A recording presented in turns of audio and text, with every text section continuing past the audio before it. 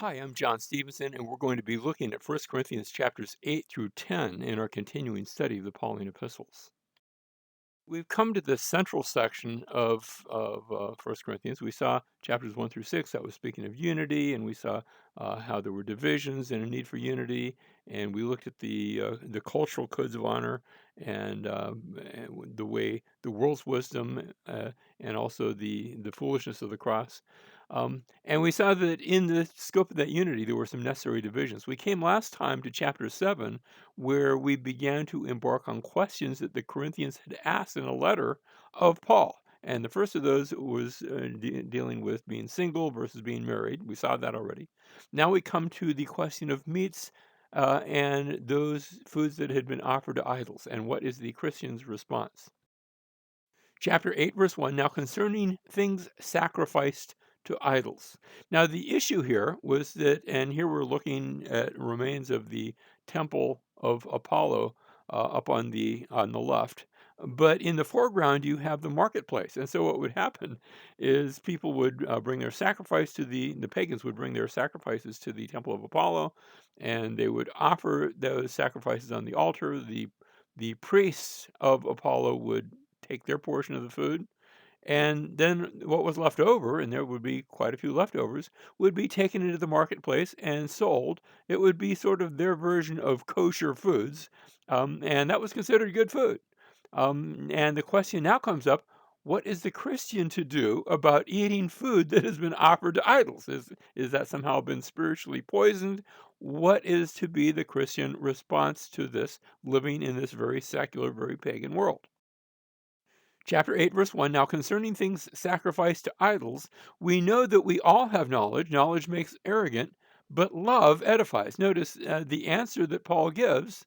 We know things that are going on, even if they don't, and we have knowledge, but knowledge itself doesn't do much good. It's love that builds up. And so we're not to the love chapter yet. That's going to be in chapter 13. But already that is a central focus. Verse 2, if anyone supposes that he knows anything, because we all have knowledge, he has not yet known as he ought to know. If you really know, notice, but if anyone loves God, he is known by him. So knowledge is good, but love is better. And that's the point that he's making. Now, these Christians who were in Corinth, there's actually two different groups. There's those who felt that it was wrong to eat of this food that had been offered to idols. And there were those others who felt it was okay to eat the food that had been offered to idols. What would you do if you were there? Now, among those who felt that it was wrong to eat, again, there were two responses. There were those who did not eat, but were troubled by others that did because the church was not unified in their approach. And there were also those who thought it was wrong to eat, and they ate in spite of thinking it was wrong, and their conscience was troubled because they felt like they were disobeying God because they felt it was wrong to eat, and here they were eating. Now, among those who felt it was okay to eat, again, there's two different responses there.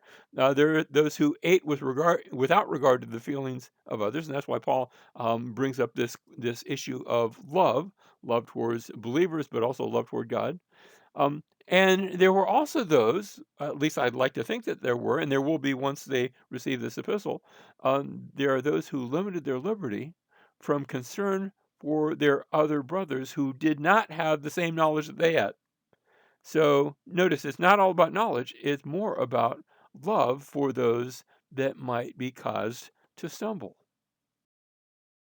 All right, chapter 8, verse 1 then is a call that introduces this call, and it's going to be all throughout chapter 8, a call to limit liberty for the sake of the weaker brother. That is, that one who might not have the same understanding, and either he is upset when you do eat, or else he goes along with it, but now he thinks he's sinning. So, whatever his response, notice Paul calls those who are reading this to limit their own liberty, even though they might have, yes, you're going to go to a restaurant and eat, and nothing wrong with that, but to limit their liberty for the sake of the one that might stumble over that liberty. That's going to be in chapter 8. When we come to chapter 9, we're going to see an example of this kind of liberty, this kind of limited liberty. And Paul's going to use himself as an example. He's going to talk about the limitation of his own liberty. When he came to Corinth, he had every right to say, "Okay, I'm teaching you spiritual things. You can pay my bills, and you can make sure that I have food to eat, and that way I can devote myself to teaching you." It's the same principle behind that. That's why we pay our pastors. I think that's a good thing. Um, and yet Paul limited that liberty for their sake, not because he had to, but because he was showing the same sort of love for them that he wants them to show for their fellow brothers.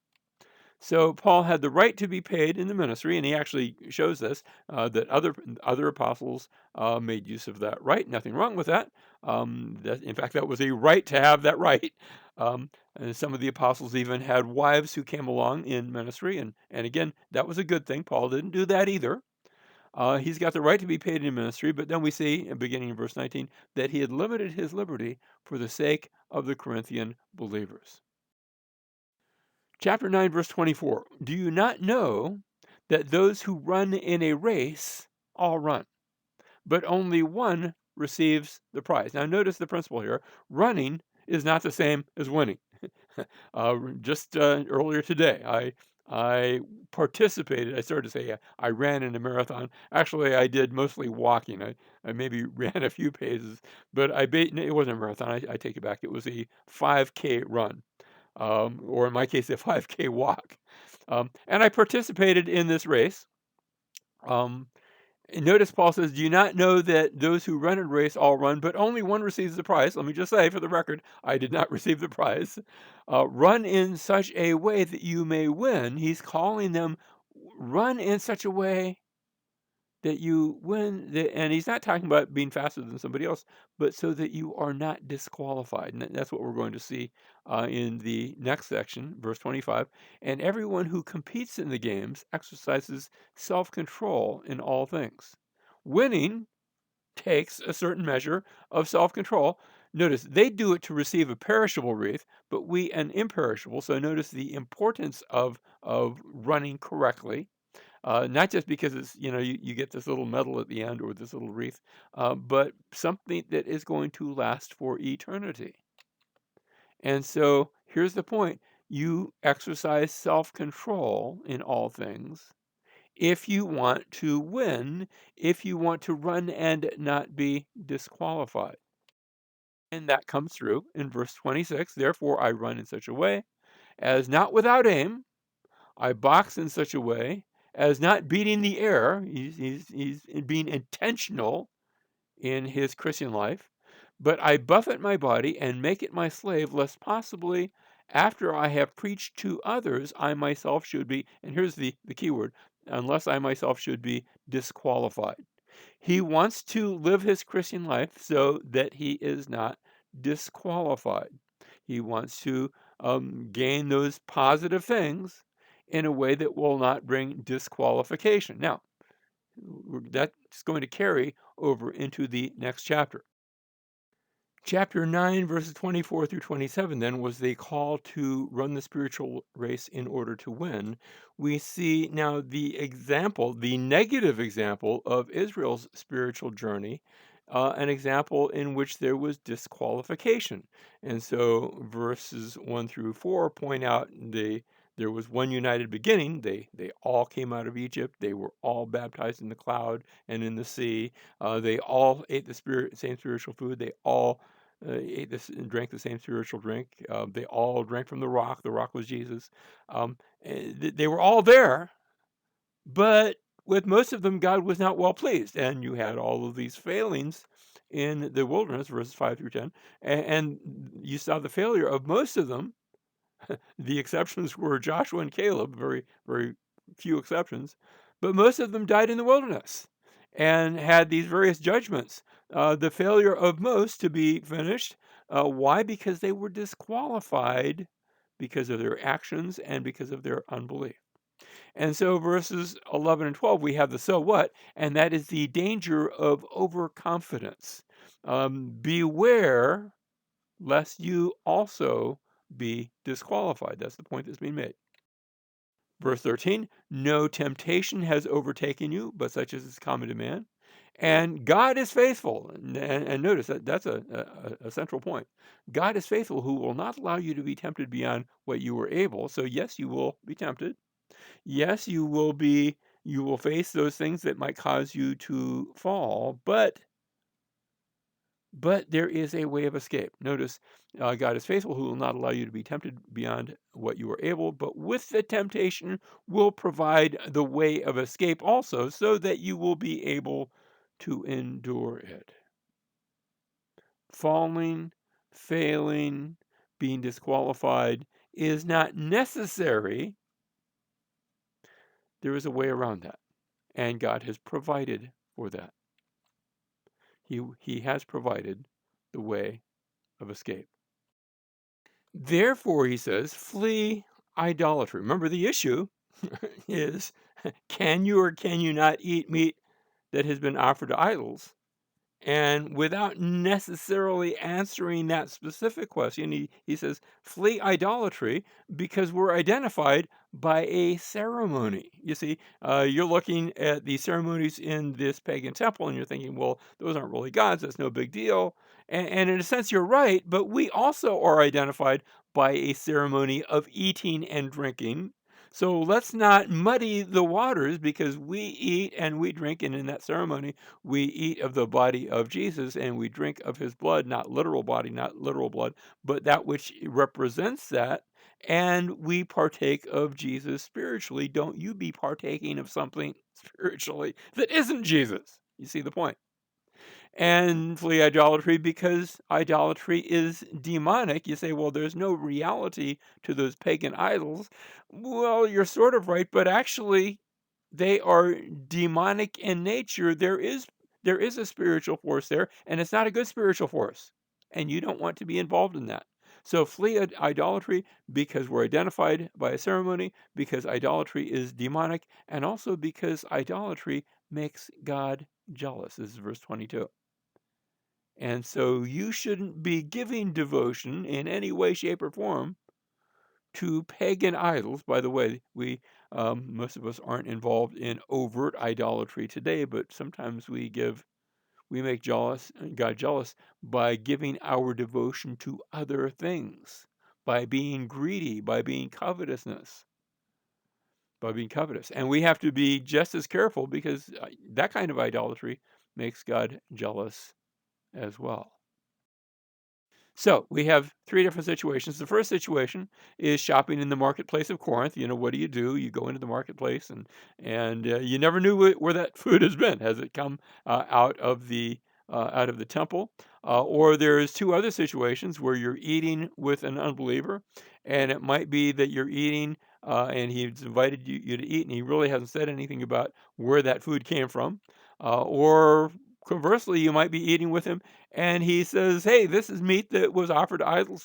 Let's participate. Let's thank Apollo for giving us part of this." Three different situations. In the first situation, actually the first two, both in the case of shopping in the marketplace, but also eating, maybe even as a guest of somebody. And you haven't been told this history. They didn't say, this is idol meat, this is Apollo's meat. Just eat and don't ask about the pedigree of the meat. Just eat what is set before you and don't make it an issue. But if the individual bringing the food does make it an issue, if you're eating it and they're saying this came from the idol, this came from the pagan temple, in such a case, they're making an issue of it. Don't eat. So it's not where you're going to do something by mistake, not knowing about it. But if you do know, do not eat, because that might cause others to stumble, and it might involve you in a certain measure of idolatry. It's not about the food, it's about the heart attitude behind the food. Chapter 10, verse 31. Whether then you eat or drink or whatever you do, and here's the big idea, do all to the glory of God. That's the focus. Give no offense either to Jews or to Greeks or to the church of God, just as I also please all men. So notice, don't give it, do it to the glory of God. Don't give any offense to anyone, whether Jews, Greeks, Church of God, just as I also please all men in all things, not seeking my own profit. I'm your pattern. Do, do like I have done. I did it with the way I worked, and I supported myself. I also please all men in all things, not seeking my own profit, but the profit of the many, so that, and here's the big idea at the end, I'm doing this so that they might be saved. And I might short circuit that process if they think that I am coming to Jesus, but also coming to idols. Do not let that happen.